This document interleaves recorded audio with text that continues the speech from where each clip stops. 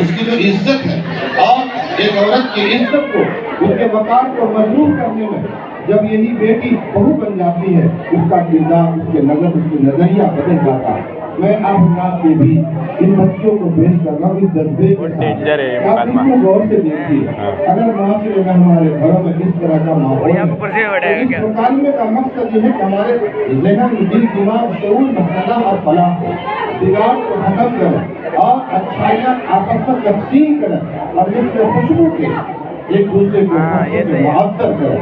आइए मैं उसी मुकालमा पेश करने के लिए सभी उनकी सहेलियों को दावत देता हूँ, इसके पर तशरीफ ला और मुकालमे से हम सामईन को मालूम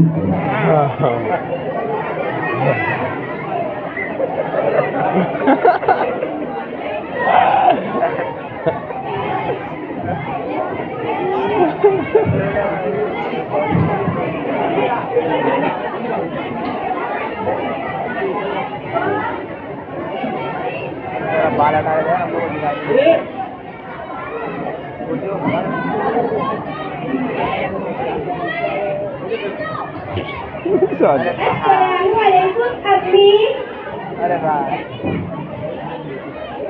वालेकुम अस्सलाम बेटी।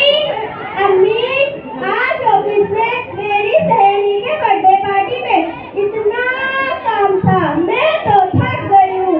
अम्मी, भाभी कहाँ है? दिखाई नहीं दे रही। बेटी, वो तो जब भी देखो सोती ही रहती है। अम्मी, जब भी मैं ऑफिस या मेरी सहेली के बर्थडे पार्टी में से आती हूँ, भाभी तो मुझे दिखाई ही नहीं देती।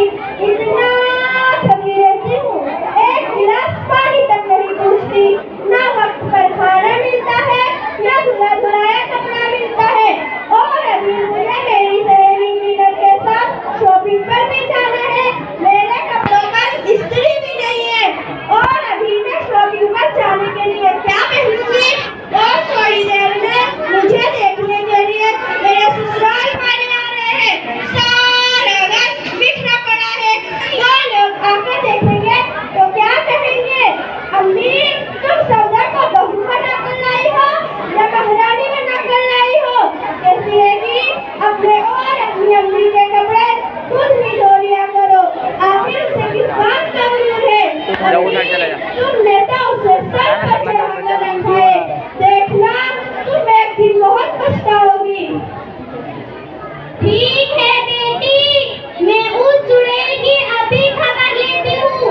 वो मेरी बेटी को इतना तकलीफ दे रही है, वो अपने आप को समझती क्या है?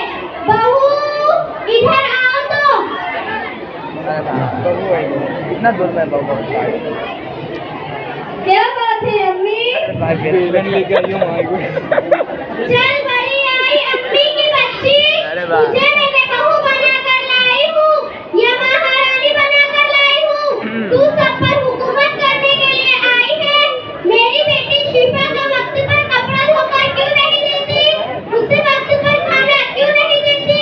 तुझे मालूम है आज मेरी बेटी शिफा राइल की बहन है। कौन जो बुढ़िया बना है? राइल एक बार कौन है वो बुढ़ी जो बना? अम्मी, दिन भर मेकअप में लगी रहेगी तो खाना कैसे बना? हाथ काले पड़ जाएंगे ना, बर्तन कैसे धोएगी? हाथ भीग जाएंगे ना। अम्मी, एक हफ्ता पहले मेरे सुंदर नगर में रियाज भाई की दुकान से एक दर्जन साबुन लाई थी। एक हफ्ता भी नहीं चला कि सारा साबुन खत्म हो गया। पता नहीं भाभी साबुन का क्या करती है, वो तो अल्लाह ही जाने। हाय अल्लाह, मैं तो सुंदरम नगर के रविवारी बाजार से साबुन, क्रीम और लिपस्टिक ला कर थक गई हूँ। पता नहीं ये मनहूस क्या करती है, बस कहती रहती है कभी ये खत्म तो कभी वो खत्म। इसने तो मेरी जान खाकर रखी है। आंखों से देखा होगा तो इससे कुछ कहे ना। जब से ये मनहूस इस घर में आई है, जब से घर की सारी बरकतें चली गई है। अम्मी, ये गलत बात है। मैं तो इसे वक्त पर खाना भी देती हूँ और वक्त पर कपड़े भी धोकर देती हूँ। रात में देर तक काम किया तो शीफा पर बिस्तर पे कैसे हो गई? इतनी शिकायत कर रही है। अम्मी, अभी मेहमान आने में काफी वक्त है, उनके आने से पहले हमारे घर का सारा काम हो जाएगा। और अगर ज्यादा काम रहा तो आपकी बेटी को भी हाथ बटा लेना चाहिए। अकेले मैं ही कितना काम करूंगी। और रही बात साबुन और क्रीम की, तो आप ही का बेटा कहता है थोड़ा अपन ठन के रहा करो। अकेले मैं ही थोड़ी इतना लगाती हूँ। आपकी बेटी जब सहेलियों के बर्थडे पार्टी में जाती है, इतना सारा मेकअप करके जाती है, तब आपको नहीं दिखता, तब आप अंधी हो जाती हो। और आप भी तो थोड़ी सी क्रीम लगाती हो। अरे मनहूस, तू कौन होती है मेरी बेटी के बारे में बोलने वाली? तेरा बाप ला कर देता है। 2 कौड़ी का सामान लाई थी, हमने सोचा आएगी, करेगी, खिलाएगी, लेकिन तू तो सारे घर पर कब्जा करने के लिए आई है। अब तेरा यहाँ कुछ नहीं होगा। आज से अपने बाप को फोन लगा और बोल मुझे टीवी, फ्रिज, एसी और दहेज का सारा सामान चाहिए। अगर 1 महीने के अंदर दहेज का सामान नहीं लाई तो देख मैं तेरा क्या करती हूँ।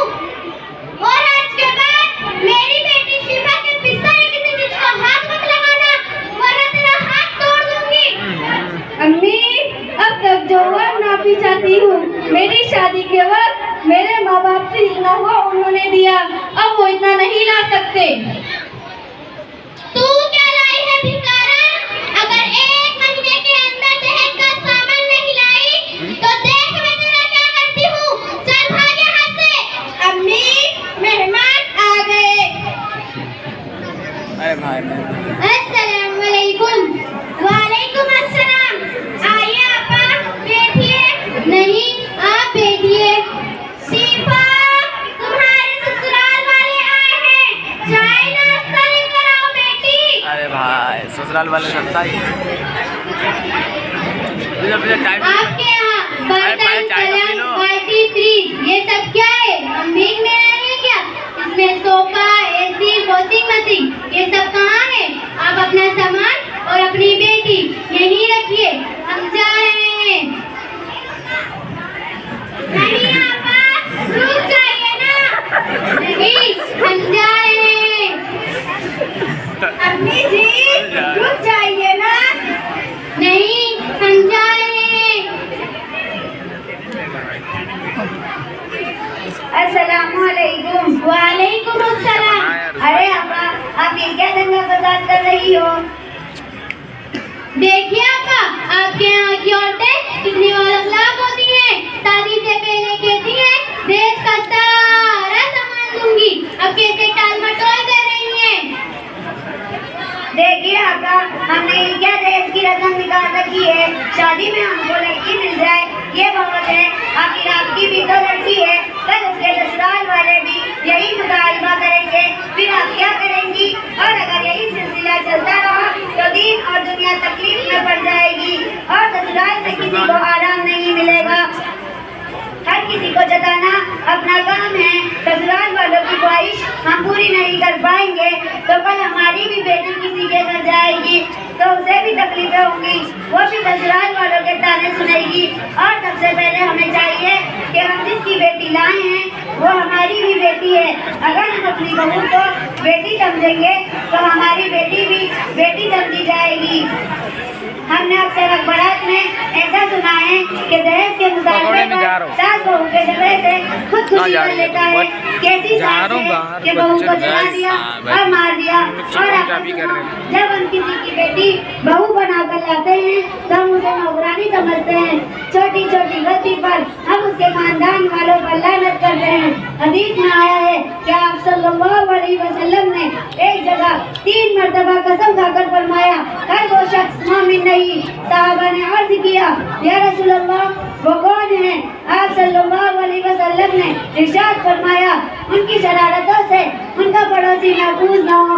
और अब आप खुद सोचिए कि जब पड़ोसी के बारे में ये वहीद है तो वो तो आपके खानदान का एक फर्ज बन चुका है, तो उसे तो तकलीफ देना कितना बड़ा गुनाह है। इसलिए मेरी माँ और बहनों से गुजारिश है कि अपने घर आने वाली बहू को अपनी बेटी समझें और उसके लिए मोहब्बत के दरवाजे खोल दें। आपा, आपने तो हमारी आंखें ही खोल दी। अब तक तो हम अंधेरों में थे।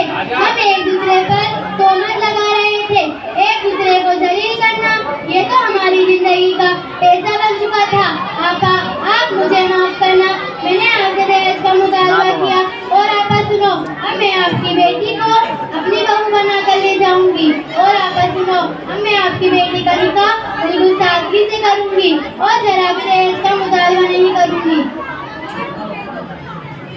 शुक्रिया आपा, मैंने माफ किया, अल्लाह भी माफ करेगा। बेटी, जरा बहू को बुलाना। भाभी, अम्मी बुला रही है। क्या बात है अम्मी? बहू, मुझे माफ कर दो, मैंने तुम पर जुल्म किया और दहेज का मुतालबा किया। अम्मी, मैंने माफ किया, अल्लाह भी माफ करेगा। शुक्रिया, आपने तो हमारी आंखें ही खोल दी। अब तक तो हम अंधेरों में थे, आपकी वजह से इस दहेज जैसी बीमारी का इलाज हो गया। शुक्रिया, आज से हम सब ये अहद करते हैं कि दहेज जैसी बदनाम को खत्म करेंगे इंशाअल्लाह। अस्सलाम वालेकुम। वालेकुम सलाम।